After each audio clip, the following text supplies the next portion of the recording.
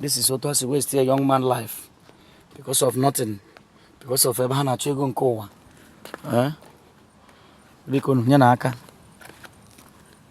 America is identify this man. Ndewonu ụmụnne m ndị Igbo ndị ọma njem ọnụ ekelekwa m unu ebe m si ewetara unu ozi a bụ n'ụlọ ozi ndị sim.si ha asịrị FM aka ma bụkwa nwanne gị nwoke 042 Solex onye akụkọ ụwa.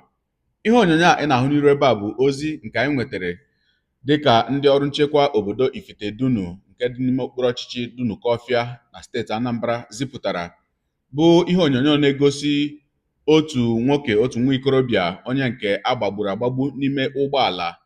Dịka ha bụ ndị ọrụ nchekwa siri wee kọwaa, ha si na ha dị mmadụ abụọ n'ime ya bụ ụgbọala wee na-eme njem. Ha bụ ndị ntọ wee gbagbuo otu onye wee kpụrụ otu onye tọrọ otu onye ya na ya so n'ime ya bụ ụgbọala.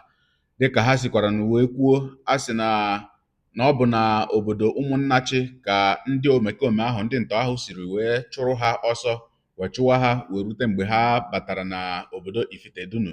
Ọtụtụ ihe nọ na ya bụ ụgbọala na-egosi na ha si ebe dị anya wee lọta ya bụ njem. Ọ dị ka ụlọ ekeresimesi ka ha na-alọta, maka na nke mbụ bụ na akara ya bụ ụgbọala bụ nke ama dịka nọmba pleti ya bụ ụgbọala bụ nọmba ya agbara ya na steeti Lagos, ma ụfọdụ ngwongwo nke ha bụkwa n'ime ya bụ ụgbọala dịka ndị na-alụ ụlọ, ihe dịka akpa osikapa, ji na ụfọdụ nri ndị ọzọ dị iche iche, nakwanụ ihe ndị ọzọ ndị nọcha na igbe katọn nke anyị na-ahụ ya anya. Ogologo kwa dị mmanụ ka mgbede, ya mere buru oche gị kpudobe nso ma nọrọ ala ka anyị nyụ anya na ya bụ ihe onyonyo ma nụrụ ka ndị ọrụ nchekwa obodo Ifite Dunu kọwara ka ya bụ ihe si wee mee. Ma dịka anyị na-enyo anya na ya bụ ihe onyonyo, ụfọdụ akụkụ ya bụ ihe onyonyo aga m emechi ya emechi. Nke a abụghị nke itinye nke ahụ ndị bekee na-akpọ blọ, nke abụghị nke a na-ablọ ablọ. Nke a aga m ewere foto mechie ya. O nwere ihe m kọwara unu mkpụrụ ụbọchị ole na ole gara aga, ihe mụ na ndị YouTube na ndị Facebook na-aga maka ụdị ihe onyonyo a anyị na-eweta kwamgbe bụ nke ha jirila wee kụọ chanel m na YouTube strike, nke mere na m etinyeghị ihe onyonyo izuụka ole na ole. Mana aga m etinye link WhatsApp chanel m ebe m na-etinyewe ụdị ihe onyonyo dị otu a nke na-agaghị apụtanwu n'efere mba ụwa. Asịkwa m gị bịa dere m ihe na WhatsApp, aga m etinye link ya bụ WhatsApp chanel na ngalaba okwu ihe onyonyo a. Ọ bụ na Facebook ị na-ekiri, aga m etinye ya na comment section bụ ngalaba okwu. Ọkwa na YouTube ị na-ekiri ya, aga m etinye ya bụ link WhatsApp chanel m na ngalaba okwu. Ị ga ịkpatụ ya bụ link aka obube gị na WhatsApp chanel m, ịhụ ma ya bụ ihe onyonyo ma ọtụtụ ihe onyonyo ndị ọzọ m na-etinyekwanụ ebe ahụ. Ị sonyekwa na ya bụ WhatsApp chanel, ifolo, bụ na ihe onyonyo ọbụla m tinyere ebe ahụ ị ga-eso na ndị mbụ ga-enweta ya. Ngwanụ ka anyị nyụ anya na ya bụ ihe onyonyo. Ya bugasị ana. Ya na na focus the man from ngwongwo ha bụ ana from far away. For those things, from their rice or their yams, everything. Maybe they are coming home on the 17th day of December 2024. This is a report from Ifite Dunu Special Squad, AVG. I know ndị isi anyị niile biko ka tighten security very well. Provide enough vehicle to pursue these people. Moto ndị a bụ dịcha ndụ. This church is very solid. Biko, I know you as biko. This is what was waste a young man life because of nothing. Because of Ebana Chigun Kowa. Biko Yanaka. America is identify this man. This is the load, Habu, another from the place he has. Report happening now, 17th December 2024, Tuesday. Happening live. Now. Happening live. All the way from Momonachi. This is Choloa. This is the bullet. I'm this motor. This is the bullet. I'm the motor. And now you want to identify with this number, this plate number, and the vehicle. Because and now you're in Yamaka to assist to share this notification. Ona dia way ko uzi alu ona aka. this is ngwongwo ha niile. Onye dị ndụ si ebe o si natawa n'ezi ihe o zuru n'ụzọ. O nwere ike ọnwa na ndị a naruwego ebe ha na-ana.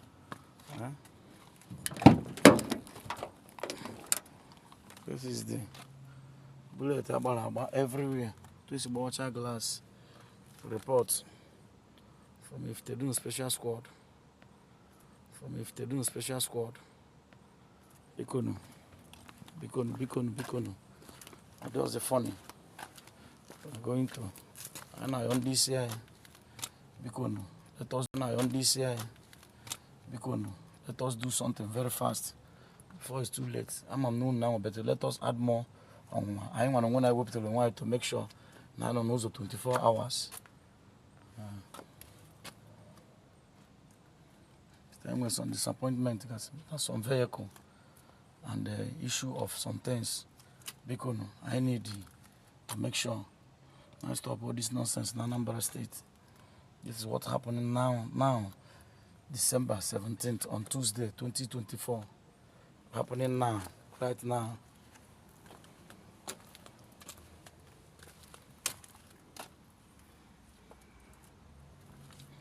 Happening now.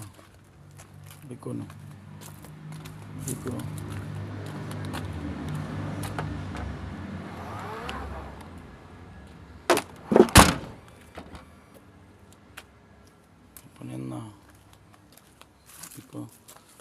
this is the young man.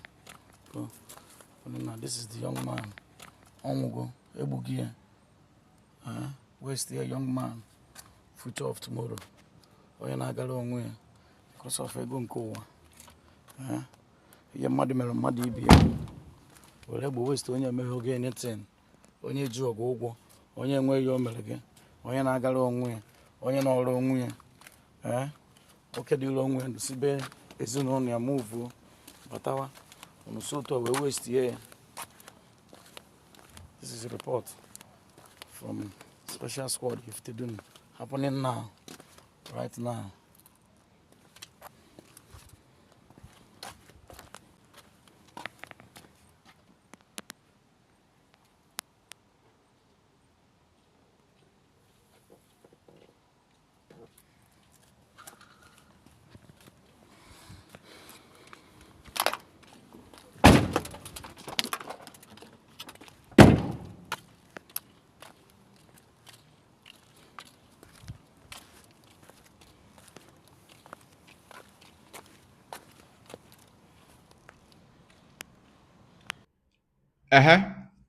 Ọkwa ikirichala ya bụ ihe onyonyo. Ụmụnne m, ọ bụghịkwa na obere ihe ọ bụghị obere ihe ma ncha. Erimeri ekeresimesi a nke a rutecherela erute bụ mkpụrụ ụbọchị ole na ole ugbu a.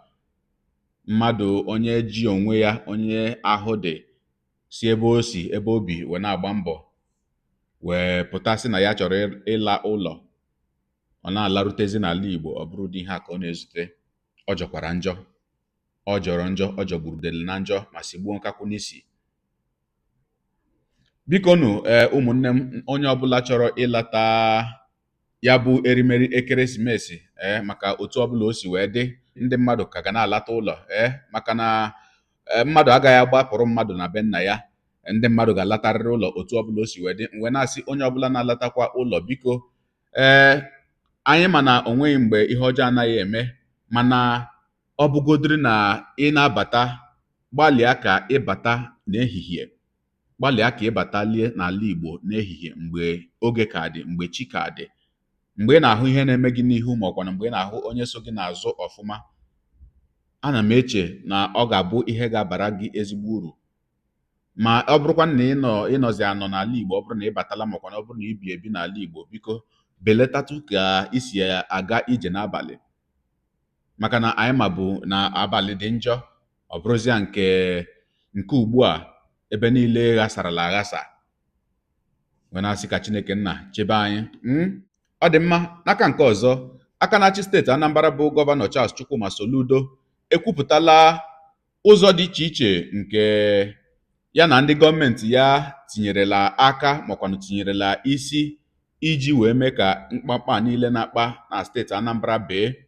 dịka ya bụ gọvanọ siri wee kwuo.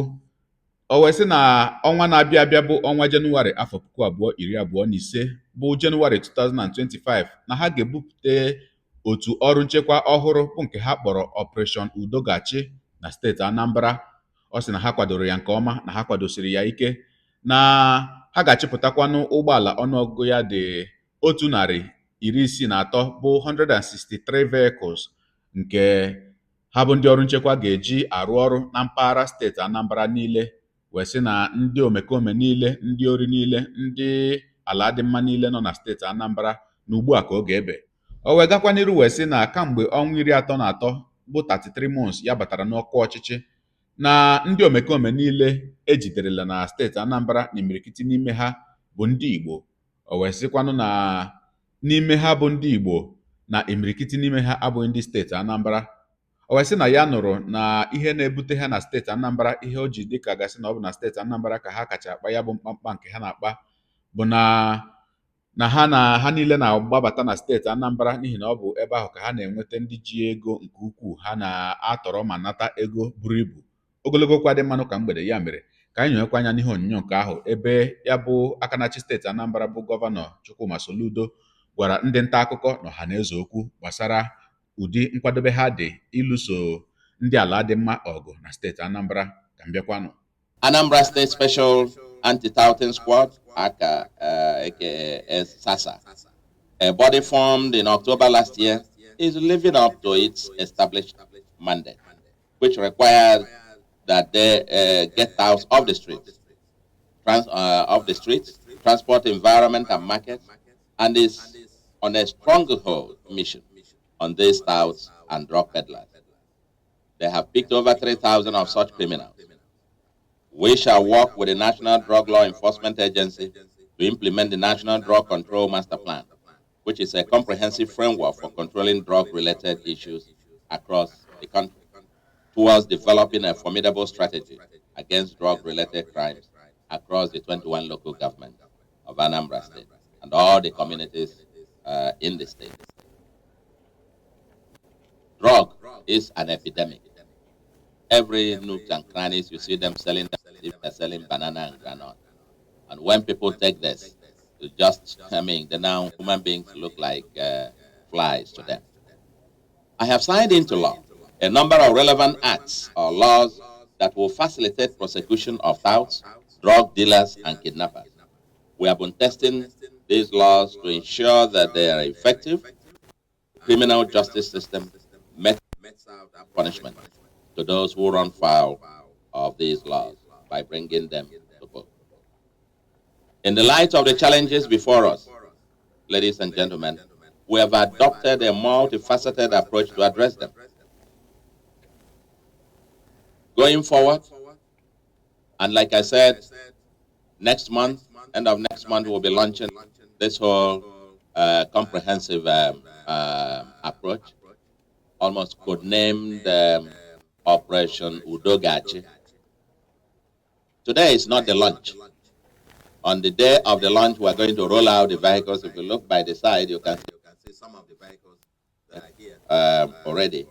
Udogachi translates to Operation Peace Shall Reign, or Peace Must Prevail in this land. An expression that underscores the envisaged end result of our security intervention. We are unveiling in the first instance about 1 vehicles that will be branded in Operation Udogachi insignia and equipment as a way of signaling to the Anambra that we are ready to fight and prevail over the security challenges.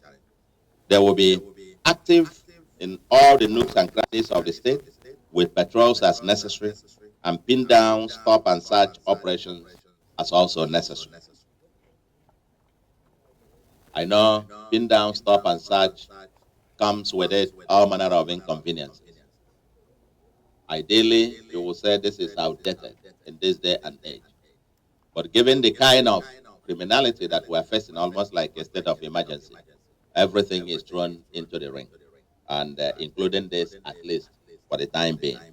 And so we ask those who might be delayed in traffic, that might be causing some traffic jam some places, and so on and so forth.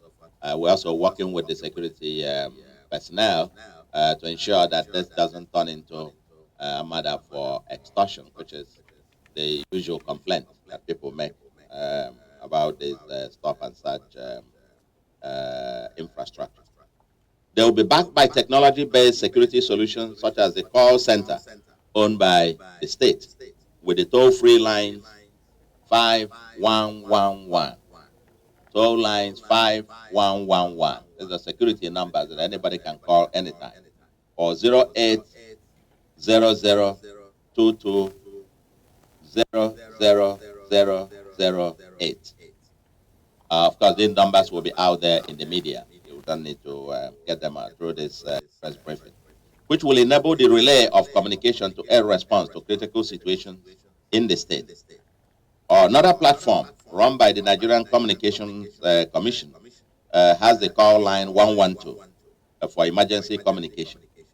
Operation Udogachi shall also be supported by the state's recently established Independent Communication Network, which enables security personnel to communicate.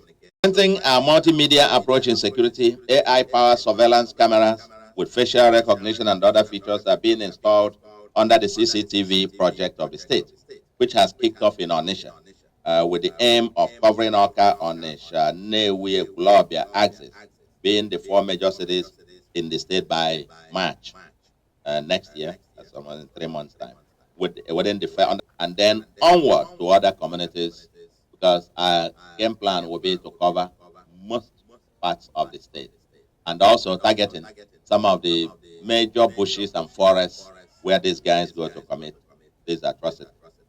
We are deepening the use of technology such that it is possible to track and trace criminals real time and apprehend them.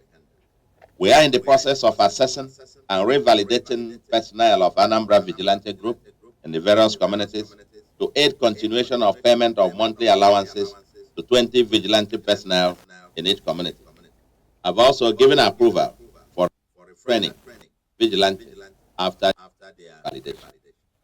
In addition, forest guards are being trained from the vigilantes, forest working with the local community. To use this opportunity, ladies and gentlemen, to extend our hand of friendship and amnesty to the hitherto kidnappers or cultists or drug dealers and category of criminals to surrender themselves with their weapon. And my government will ensure that they are rehabilitated and empowered to become productive citizens. All persons wishing to take advantage of this window should register with the Office of the Security Advisor to the Governor. And this window will remain open until end of February next year. That's almost 2 months now. I want to thank citizens of Anambra State who have contributed to the State Security Trust Fund. I salute the courage of some clergy who have stood up to call out the systemic monster that is upon us. I want also to appreciate all those who devote their time, talent, and resources to the security of their various communities. I salute particularly those from Ihiala local government.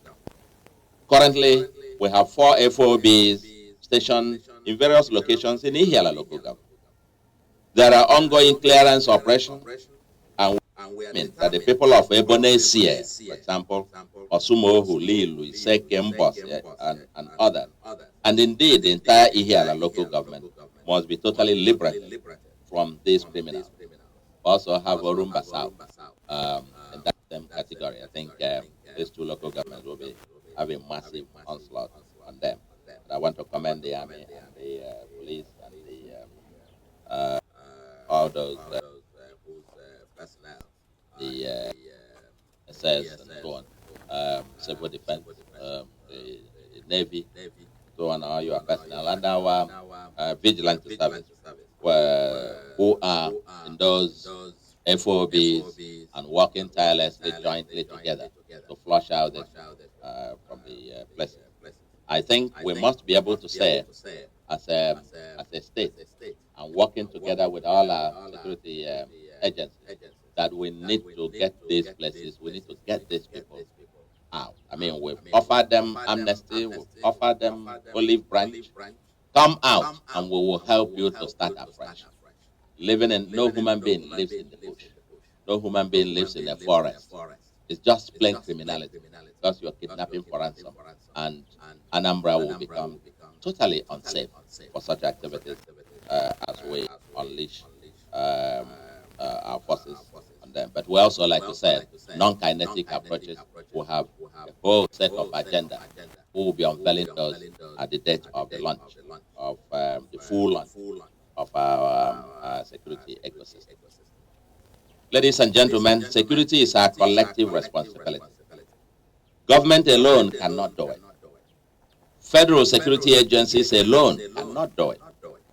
Sustainable security in our homeland requires full-scale involvement of responsible citizenship.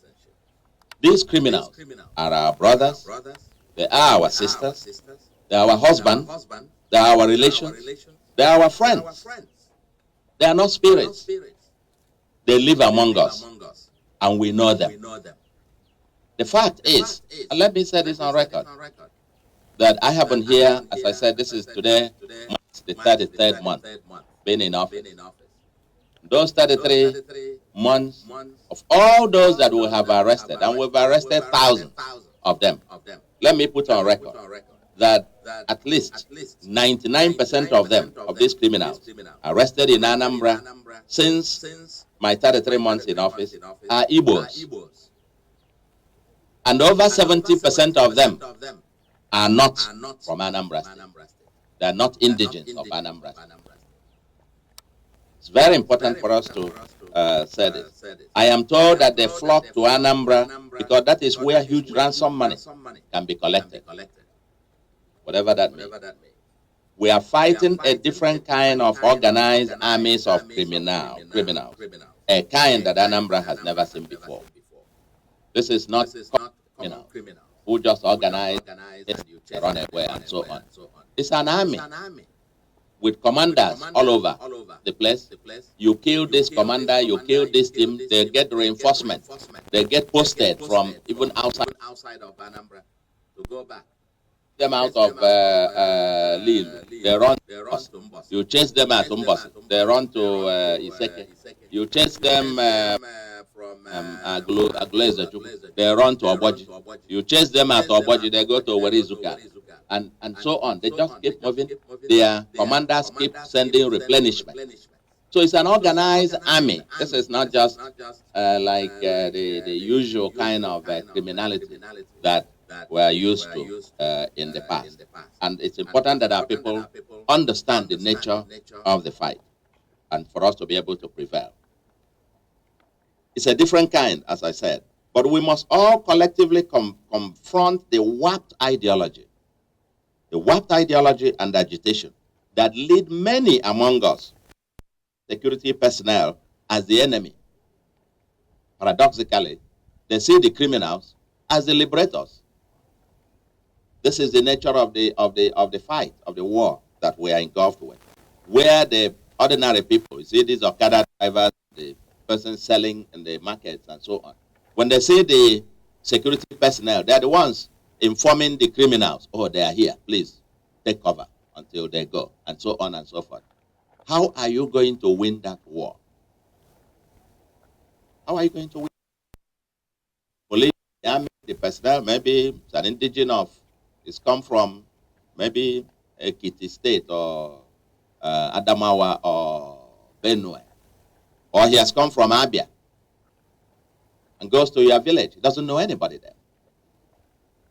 He doesn't know anybody. It's only when you show him the criminal that he'll be able to apprehend him. But when you come there and there is this culture of silence, everybody keeps mute. In fact, when they arrive there to come to save you, to secure you, people even see them as the enemy and see these criminals in the bush as the liberators. That's a very complicated kind of fight against insecurity that we are getting. So we must collectively confront this warped ideology and the agitation that actually lead many among us to view security personnel as the enemy and criminals as the liberators. Message we want to carry on and carry to every nook and cranny of our society, because we're not going to fight this thing on a sustainable basis without confronting this particular issue. And those who contribute food and money and send to the house in the bush, and we will begin to treat them as collaborators, as part of the criminal. Because we understand that even in some communities, some people, including innocent women, they're contributing their farm produce and food to go and send to the criminals in the bushes, who will come out the next kidnap somebody for ransom. What a paradox. So I call on everyone, the town unions, and I can say leaders of town unions are here, the clergy, because the clergy in this part of the world, and particularly in Anambra, you could say 98% or thereabout are Christians here. The church has a very pivotal role to play in mobilizing the people, in help, so to speak. And so, I do say to you, in the Anambra, that for our long-term survival, we must rise up and fight together. If you see or know something, say something. Say something. Ọkụikirichala ya bụ ihe onyonyo. Ana m asị ya bụ aka na-achị steeti Anambra bụ gọvanọ Chukwuma Soludo, ana m asị ya daalụ ọlụ. Wee na-asịkwanụ ndị ọrụ nchekwa niile nọ na steeti Anambra, ndị na-agba mbọ ka ha hụ na udo dị na steeti Anambra, wee na-asị ha daalụ ọlụ. Wee na-asịkwanụ ndị niile na-agba mbọ ka ha hụ na udo dị n'ala Igbo, ma ndị ọrụ nchekwa dị iche iche, ma ndị obodo, ma ndị na-agakwanụ ije ụkwụ, na ndị otu ya, ndị niile na-agba mbọ, otu ọbụla isi agba mbọ ka udo dị n'ala Igbo, ana m asị gị daalụ ọlụ. Gọvanọ, o nwere ụfọdụ ihe m ga-achọ ikwukwanụ dịka uche m na okwu a ibupụtara ugbu a, ya bụ atụmatụ ndị gọọmenti gị ji amakakwanụ, ihe ọbụla ga-eweta udo n'obodo. Mana ana m asịkwanụ na o nwere ụfọdụ ebe ọzọ ọ ga-abụ unu tinyekwa anya gị na ndị gọọmenti gị, ọ ga-amakwanụ mma, dịka a na-eme nke a na-emekwanụ nke ọzọ. Maka na otu ọbụla isi wee lụso ya bụ ajọ ọnọdụ nchekwa ọgụ, bụ insecurity, otu ọbụla isi wee lụso ha bụ ndị ala dị mma ọgụ, ma agabe ebe ya bụ ihe nọ wee bido, makwa na ebe ya bụ mmiri nọ wee gbarụọ, ebe ya bụ mmiri nọ wee baa n'opi ụgbọgịrị, ihe niile a na-emekwanụ, o nwekwara ike ọ gaghị amịtacha mkpụrụ dịka eche. Iwepụta otu ọrụ nchekwa dịkwanụ mma. Ndị mara obodo, ndị mara ụzọ niile, makwanụ ọhịa niile nọ n'obodo, ndị mara ndị obodo, mara ndị na-akpa arụ, mara ndị bụ ezigbo mmadụ n'obodo, ọ dị ezigbo mma. Mana a na-emekwa ya bụ otu ọrụ nchekwa, si marakwa ndị a na-ahọnye na ya bụ otu ọrụ nchekwa. A na-ewekwa ndị mmadụ n'ọrụ na ya bụ otu ọrụ nchekwa, si makwara ụdị ndị a na-etinye n'ọrụ na ya bụ otu ọrụ nchekwa, ka ya bụ ihe hapụ ịdị ka ụdị ihe anyị hụrụla na otu ọrụ nchekwa dị iche iche ewepụtara ma n'ala Igbo ma na obodo Naijiria. Maka na anyị ma na mgbe Maazị Nnamdi Kanu wepụtara otu ọrụ nchekwa Eastern Security Network, na o wepụtara ya ka o wee chụọ ndị ala dị mma ọsọ, ka o wee chụọ ndị na-emegide ndị be anyị ọsọ. Mana kamgbe e buru ya bụ nwanne anyị nwoke kpọchie, ọtụtụ ndị mmadụ ndị si ebe ha si nnọọ wee wakapụta, ewerela aha ya bụ otu ọrụ nchekwa wee na-akparụ dị iche iche, na-ezu ori, ma na-emekwanụ ihe ndị ọzọ dị njọ. O wee bụrụ ihe dị njọ. Mgbe na-asịkwanụ ka ụdị ihe ahụ hapụ imekwa ya ọzọ n'ala Igbo.